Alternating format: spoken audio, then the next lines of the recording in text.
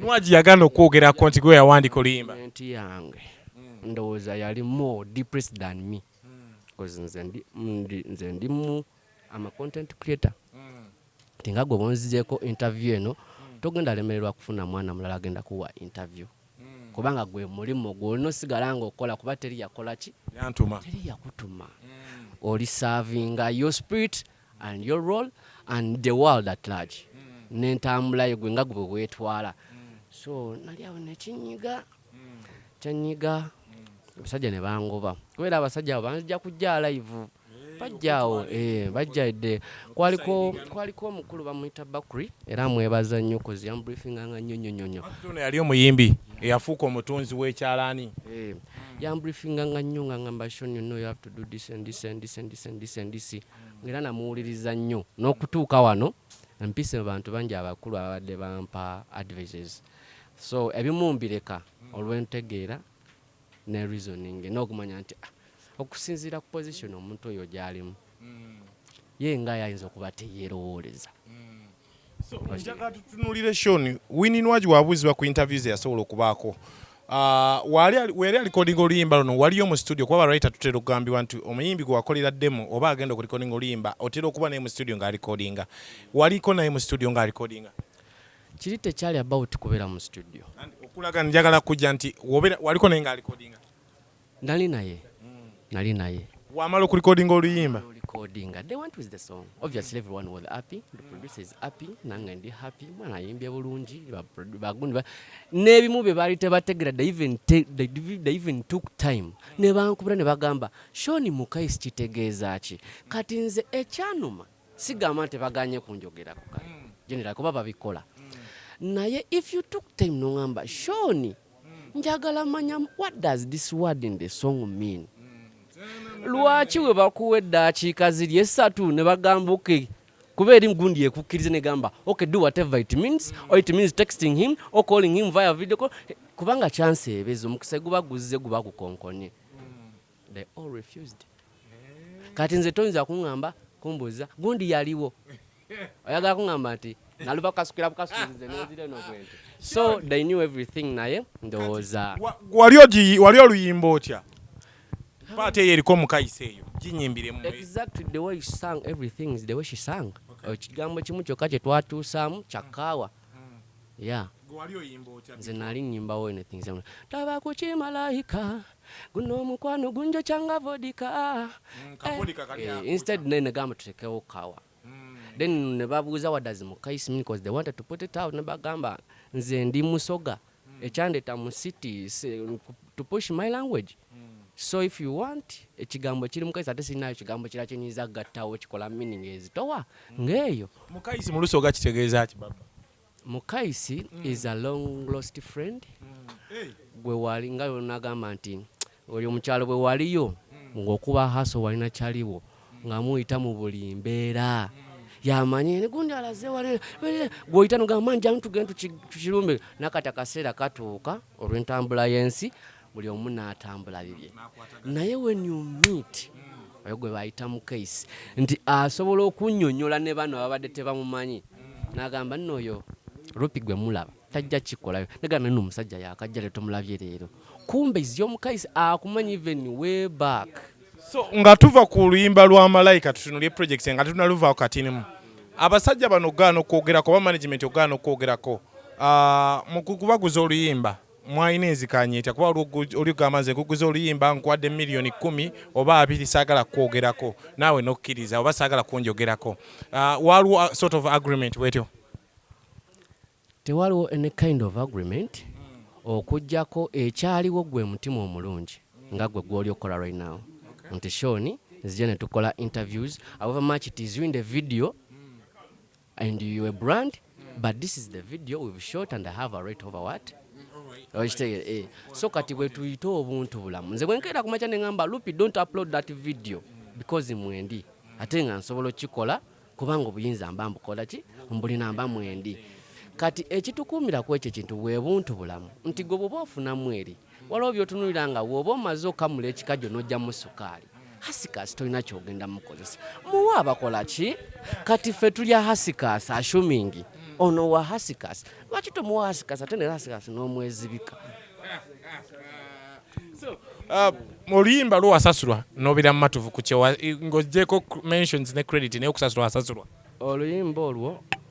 Oluyimba nalugaba mu mukwano. I expected a lot in return. Though saabifuna. Naate kyanjigiriza nti at times waliwo ebintu byota. Some people are like that.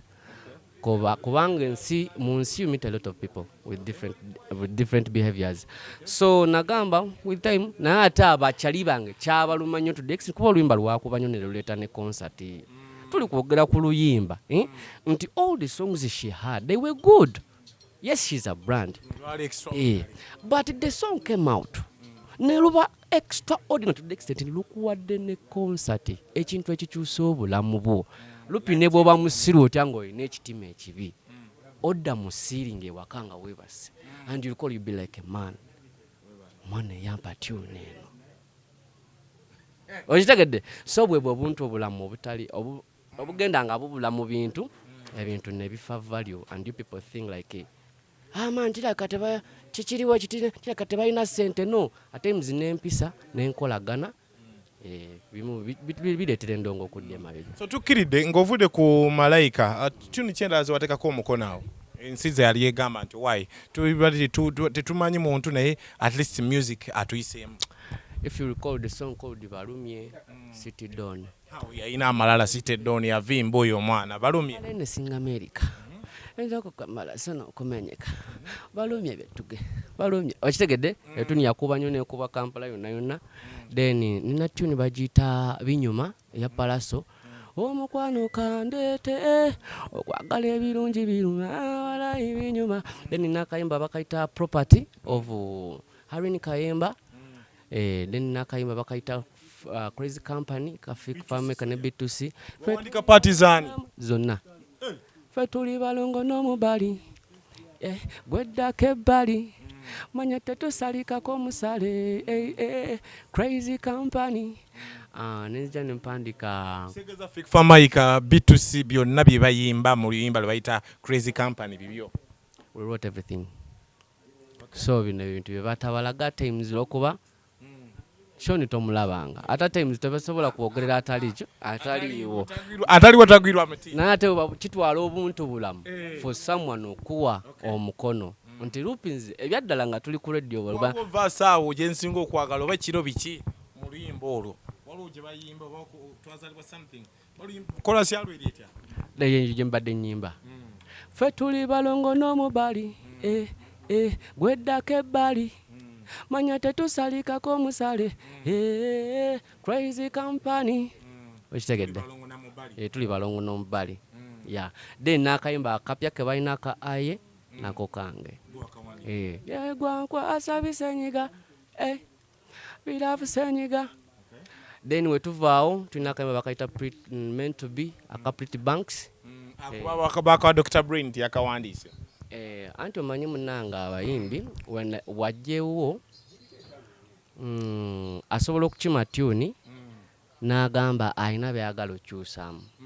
And at times omuntu bw'aba asasudde tune ye ng'olaba kiza omugamba gwe genda ndo what you supposed to do. So mumpipi Dr. Brain alaika yakwatamu n'akyusaamu ebimu.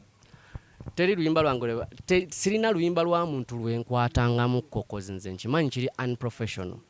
And you will feel bad assuming nze Dr. Brain gwe n'okwata mu tune yange.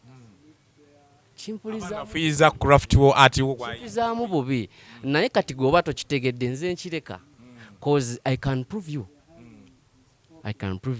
Era nsobola okuwa oluyimba n'olwongeramu cramp. Tukiridde nnyimba ki endala zotaddeko omukono awo muganda wange Sean Wiz article. Sorry. We have tulina kayimba ka imba bungi. Tulina kayimba ka kasanyu era ankopike yatadde. Lero sanyu.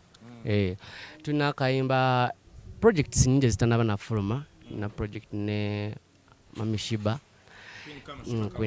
Queen Shiba nina tune ne Uncle Musuza ezimu tezina fuluma those are projects ezimu zitogerako bingi nnyo. I have a project with Lilian Mbabazi and Fie kati siyajogerako zo tebagiteeyo. It was a great piece singa baagita mwandiwulidde and nyingi ezimu nzeerabira sijja kulembeka not just revise them right now nembakuwa nga tutuna mu kamera awo njagala abantu omusajja omumpere ne singo tubale tutambula mubamu bwe twebuuzaako lwe batugamba nti yes mu nnyimba ezitambula mu ggwanga Uganda ezoogerwa tulina oluyimba gw'okutte gw'obba omukyala oyo oba yeeyita Uncle Chumi naye ngaffe tumulaba nga mukyala abantu ne bagamba yayiiya nnyo tuni baaba wakabi oluyimba olwo ani yaluwandiika kumanya ge nawulira ageekuusaako balukwekuusaako ani yaluwandiika era oba olumanyiko ani muwandiisi oluyimba olwo lwakabi